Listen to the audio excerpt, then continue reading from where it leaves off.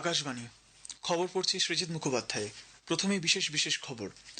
সারা দেশ জুড়ে আজ অপারেশন সিন্দুরের প্রথম বার্ষিকী উদযাপিত হচ্ছে। রাষ্ট্রপতি, প্রধানমন্ত্রী এবং প্রতিরক্ষামন্ত্রী এই উপলক্ষে সশস্ত্র বাহিনীর সাহসিকতার প্রশংসা করে তাদের অভিবাদন জানিয়েছেন। পশ্চিমবঙ্গের বর্তমান সরকারের মেয়াদ আজ শেষ হচ্ছে। 25শে বৈশাখ শনিবার রবীন্দ্র জয়ন্তীতে কলকাতায় নবনির্বাচিত বিজেপি সরকার শপথ গ্রহণ করবে। অনুষ্ঠানে প্রধানমন্ত্রী, স্বরাষ্ট্রমন্ত্রী সহ বিজেপি শাসিত একাধিক রাজ্যের মুখ্যমন্ত্রী উপস্থিত থাকবেন। তামিলনাড়ু ও কেরালায় সরকার গঠনের প্রক্রিয়া চলছে। বিহারের মুখ্যমন্ত্রী সম্রাট চৌধুরী আজ তার মন্ত্রিসভার সম্প্রসারণ করেছেন। ভিয়েতনামের প্রেসিডেন্ট তোলাম ভারত সফরের তৃতীয় দিনে আজ মুম্বাই সফর করছেন। আইপিএল ক্রিকেটে আজ Lucknow super giants royal Challengers বেঙ্গালুরুর মুখোমুখি হবে। আসছে বিস্তারিত খবরে। সারা দেশ জুড়ে আজ অপারেশন সিন্দুরের প্রথম বার্ষিকী উদযাপিত হচ্ছে। গত বছর 7ই মে অর্থাৎ আজকের দিনে ভারত, পাকিস্তান ও পাক অধিকৃত কাশ্মীরে 9টি সন্ত্রাসবাদী ঘাঁটির ওপর সামরিক অভিযান শুরু করে। এই অভিযানে পাক মদতপুষ্ট 100 জন সন্ত্রাসবাদী নিহত হয়। 2025-এর 22শে এপ্রিল কাশ্মীরের পেহেলগাঁওয়ে সন্ত্রাসবাদীদের আচমকা হামলায় নিরীহ পর্যটকদের মৃত্যু হয়। রাষ্ট্রপতি দ্রৌপদী মুর্মু এই উপলক্ষে এক বার্তায় বলেছেন, সন্ত্রাসবাদ ও ভারতের সার্বভৌমত্ব এবং নাগরিক নিরাপত্তা বিঘ্নিতকারী শক্তির বিরুদ্ধে ভারতের সুদৃঢ় অবস্থান অপারেশন সিন্দুরের মাধ্যমে প্রতিফলিত হয়েছে। তিনি এই উপলক্ষে সেনাবাহিনীকে অভিনন্দন জানিয়ে বলেছেন, তারা অসাধারণ সাহস ও দৃঢ়তা দেখিয়ে সন্ত্রাসবাদীদের বিরুদ্ধে সাফল্য পেয়েছে। তিনি বলেন, সশস্ত্র বাহিনীকে আজকের দিনে সমগ্র দেশ অভিবাদন জানাচ্ছে। প্রধানমন্ত্রী নরেন্দ্র মোদী আজ এই উপলক্ষে এক সোশ্যাল মিডিয়া পোস্টে সন্ত্রাসবাদীদের বিরুদ্ধে ভারতের কঠোর অবস্থানের কথা জানিয়েছেন। শ্রী মোদী বলেছেন, অপারেশন সিন্দুরে ভারতের সেনাবাহিনীর অতুলনীয় সাহস এবং দক্ষতা দেখা গেছে। পেহেলগাঁওয়ে নিরীহ ভারতীয় নাগরিকদের হত্যার বিরুদ্ধে সেনাবাহিনী সন্ত্রাসবাদীদের উপযুক্ত জবাব দিয়েছিল। সমগ্র জাতি আজ সন্ত্রাস বাহিনীকে তাদের সাহস ও শৌর্যের জন্য কুর্নিশ জানাচ্ছে। India will identify, track and punish every terrorist and their backers.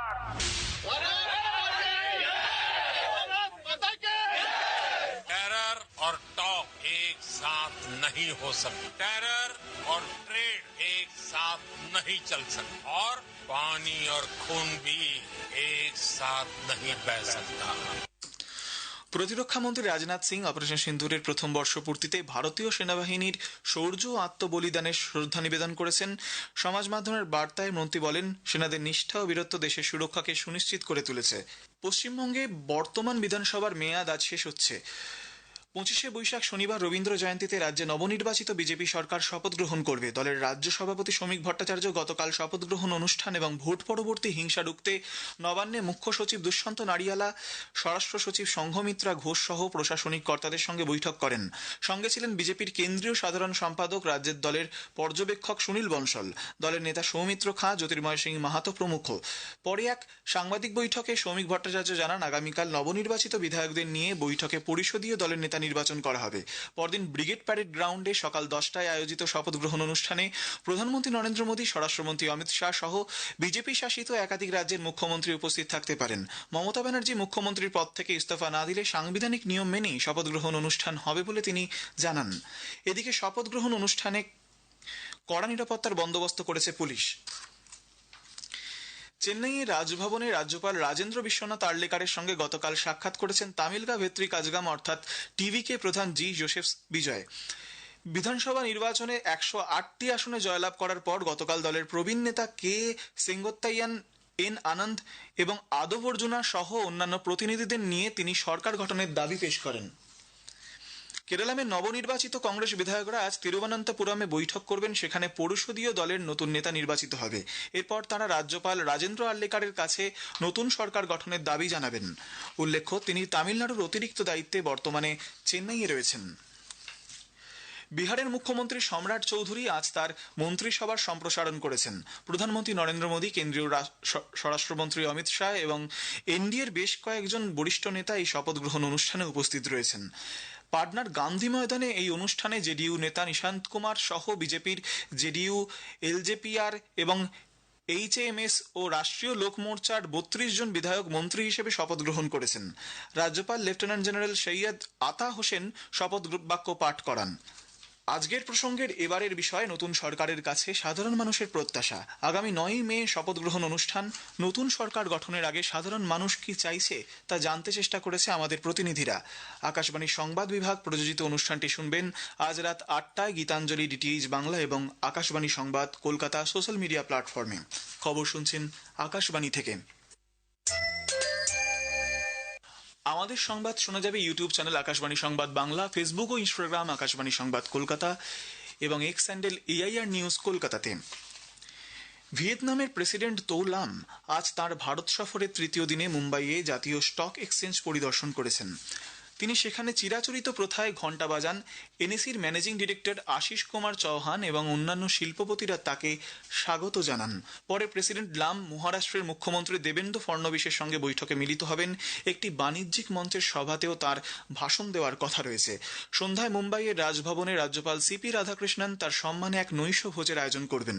প্রধানমন্ত্রী নরেন্দ্র মোদীর সঙ্গে গতকাল এক উচ্চ পর্যায়ের দ্বিপাক্ষিক বৈঠক করেন তিনি। দুদেশের রাষ্ট্রপ্রধানদের এই বৈঠকে দ্বিপাক্ষিক বাণিজ্য, বিনিয়োগ এবং প্রযুক্তিগত অংশীদারিত্বকে এক নতুন উচ্চতায় নিয়ে যাওয়ার লক্ষ্যে একগুচ্ছ গুরুত্বপূর্ণ সিদ্ধান্ত গৃহীত হয়েছে। স্বাক্ষরিত হয়েছে 13টি চুক্তি। বৈঠক শেষে শ্রী মোদী বলেন, 2030 সালের মধ্যে ভারত ও ভিয়েতনামের মধ্যে নতুন বাণিজ্য চুক্তি $25 বিলিয়ন পৌঁছবে। দুই দেশের মধ্যে দ্বিপাক্ষিক সম্পর্ককে আরও এগিয়ে নিয়ে যাওয়ার ব্যাপারেও তাদের কথা হয়েছে। চীনের বিদেশমন্ত্রী ওয়াং ই সেদেশ সফররত বাংলাদেশের বিদেশমন্ত্রী খলিলুর রহমানের সঙ্গে বেজিংয়ে মিলিত হয়েছেন। তাদের মধ্যে বাণিজ্য ও পরিকাঠামো ক্ষেত্রে সহযোগিতা বিষয়ে আলোচনা হয়েছে।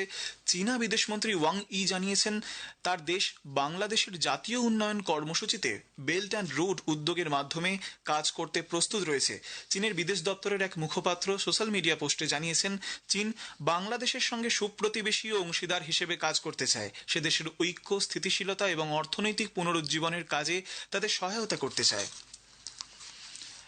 বাংলাদেশে হামে আক্রান্ত হয়ে গত 24 ঘন্টায় আরও 7 শিশুর মৃত্যু হয়েছে। দেশ জুড়ে রোগ নির্ণয় সরঞ্জামের ঘাটতি দেখা দেওয়ায় ব্যাহত হচ্ছে রোগ পরীক্ষা ব্যবস্থা। গত 52 দিনে মৃতের সংখ্যা 324-এ পৌঁছেছে। গত 24 ঘন্টায় দেশ জুড়ে 1000-এরও বেশি শিশুর জ্বর ও অন্যান্য উপসর্গ নিয়ে হাসপাতালে ভর্তি হয়েছে। 373টি নমুনা পজিটিভ এসেছে। পশ্চিমবঙ্গের সিঙ্গুরের জমিতে কারখানা না হওয়ায় ক্ষতিপূরণ বাবদ টাটা সংস্থাকে 765 কোটি টাকারও বেশি মিটিয়ে দেওয়ার নির্দেশের ওপর স্থগিতাদেশ দিয়েছে কলকাতা হাইকোর্ট। 8 সপ্তাহের জন্য এই নির্দেশ দিয়েছে বিচারপতি অনিরুদ্ধ রায়। যদিও এই সময়ের মধ্যে রাজ্যকে ব্যাংক গ্যারেন্টি জমা দিতে হবে। উল্লেখ্য, 2023 সালের অক্টোবরে 3 প্রাক্তন বিচারপতির সালিসি কমিটি সিঙ্গুরে কারখানা গড়তে না পারার জন্য রাজ্য সরকারকে 765.78 কোটি টাকা ক্ষতিপূরণ বাবদ টাটাদের মিটিয়ে দেওয়ার নির্দেশ দেয়। এর বিরুদ্ধে তৃণমূল কংগ্রেস সরকার হাইকোর্টে আবেদন জানায়।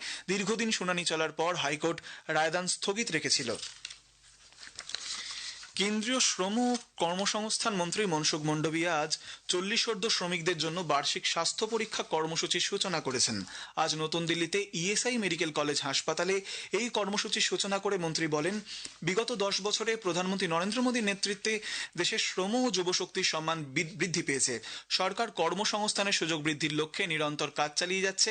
এর ফলেই দেশে বেকারির হার কমে 3.2% হয়েছে।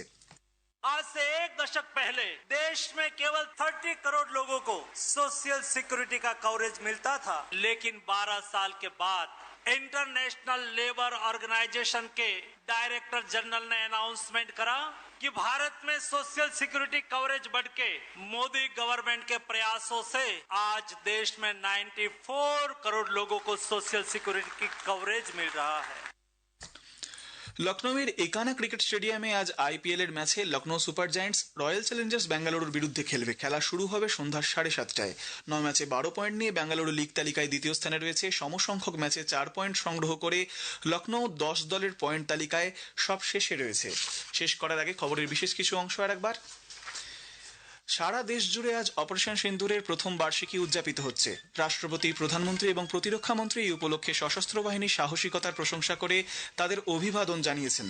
পশ্চিমবঙ্গের বর্তমান সরকারের মেয়াদ আজ শেষ হচ্ছে। 25শে বৈশাখ শনিবার রবীন্দ্র জয়ন্তীতে কলকাতায় নবনির্বাচিত বিজেপি সরকার শপথ গ্রহণ করবে।